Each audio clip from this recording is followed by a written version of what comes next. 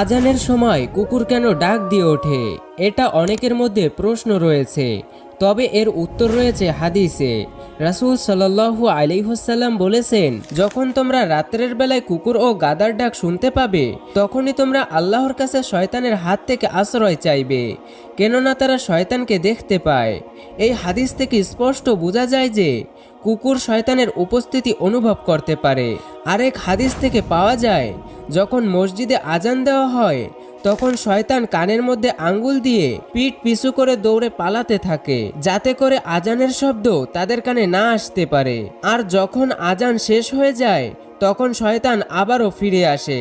আর এই দুই হাদিসের পরিপ্রেক্ষিতে ইসলামিক গবেষকরা মতামত দিয়েছে, যখন আজান দেওয়া হয় তখন আশেপাশের সকল শয়তানগুলো দৌড়াতে থাকে, আর এই দৃশ্যগুলো কুকুরগুলো দেখতে পায়, সেজন্য কুকুরগুলো সে সময় ডাক দিয়ে ওঠে।